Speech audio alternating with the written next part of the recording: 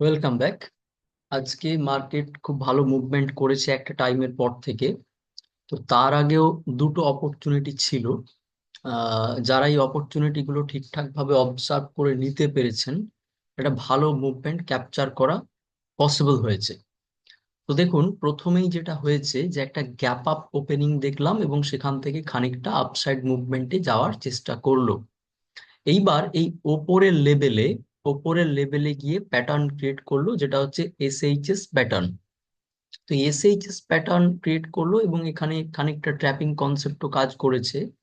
তো এই দুটো যেহেতু একসাথে হয়েছে এবং এসএইচএস ভীষণ এফেক্টিভ একটা প্যাটার্ন, সুতরাং এই জায়গা থেকে খানিকটা ডাউন সাইডের এক্সপেকটেশন রাখা যেতেই পারে, যেটা আমি আপডেট দিয়েছিলাম পারফেক্টলি ওই টপ লেভেলের আশপাশে, যেটা একটা ইম্পর্টেন্ট লেভেল হতে যাচ্ছে।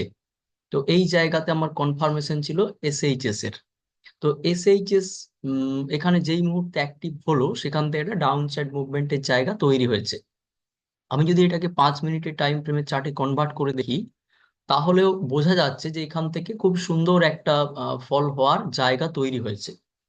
এইবার দেখুন, মার্কেট নিচের লেভেলে যখন নেমেছে তখনও খানিকটা ট্র্যাপিং এর জায়গাতে গিয়েছে। কিভাবে হয়?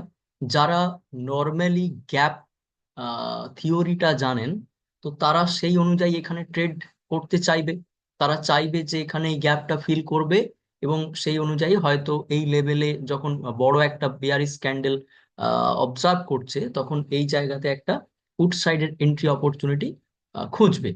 কিন্তু বিষয় হচ্ছে যেটা, সেটা গ্যাপের যে রিসেন্ট আমরা যদি জায়গাগুলো অবজার্ভ করি, মানে আমি বলতে চাইছি গ্যাপ স্ট্র্যাটেজির যে রিসেন্ট ডেভেলপমেন্ট, সেটা যদি আমরা খুব ভালো করে স্টাডি করি, তাহলে দেখব যে পারফেক্টলি এই জায়গাতেই একটা এন্ট্রি অপরচুনিটি তৈরি হচ্ছে, মানে এই জোনে একটা এন্ট্রি অপরচুনিটি তৈরি হচ্ছে আপসাইডের জন্য। যার জন্য দেখবেন যে কমিউনিটিতে আমি ওখানে টার্গেট হিটের জায়গাটাও দিয়েছিলাম, আপসাইড থেকে যে ডাউন সাইড হয়েছিল সেখানে টার্গেট হিটের জায়গাটাও আমি মেনশন করে দিয়েছিলাম একটা সাইন দিয়ে। তো সেখান থেকে দেখবেন পারফেক্টলি এই লেভেল থেকে আপসাইড মুভমেন্টে গিয়েছে এবং প্রত্যেকটা জায়গাতে এই জায়গাতে আবার একটা অপরচুনিটি ক্রিয়েট করেছে। যারা এই কনসেপ্টটা বোঝেন, কিভাবে মার্কেটে ট্র্যাপ করা হয় এই লেভেলে একটা বড় মুভমেন্ট আসার পর, সেখানে কিন্তু ফার্দার একটা র্যালির অপরচুনিটি তৈরি হয়েছে। তাহলে এইভাবে যদি চার্টগুলোকে ঠিকঠাক ভাবে আইডেন্টিফাই করতে পারা যায়, রিসেন্ট ডেভেলপমেন্ট গুলোকে যদি বোঝা যায়, মানে চার্টে কি ধরনের ডেভেলপমেন্ট আসছে, তাহলে অপরচুনিটি প্রায় মার্কেট দেবে। এই বড় মুভও ক্যাপচার করা পসিবল হবে, এই শার্প ডাউন সাইড মুভমেন্টও ক্যাপচার করা পসিবল হবে।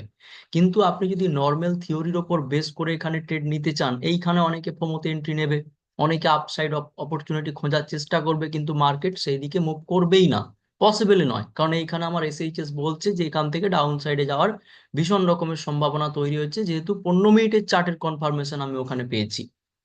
আবার গ্যাপ স্ট্র্যাটেজির যে রিসেন্ট ডেভেলপমেন্ট, সেই জায়গাতে আমাকে মানে যে ট্রিক্স আমরা অ্যাপ্লাই করি গ্যাপের ওপর, সেই জায়গাতে পারফেক্টলি এই লেভেলই বলছে যে এখান থেকে মুভমেন্টে যাবে।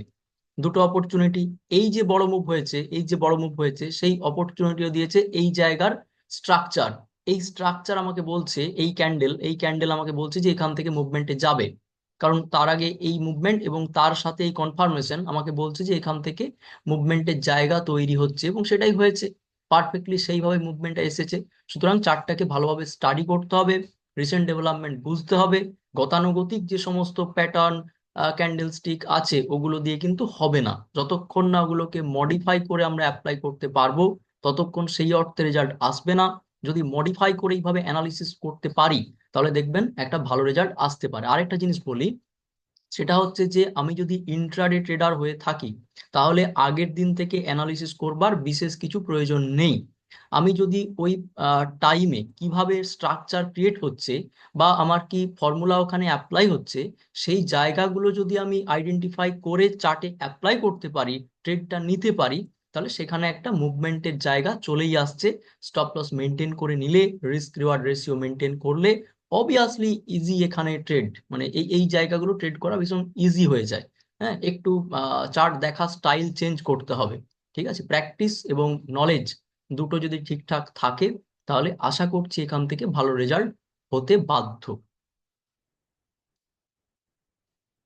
Thank you.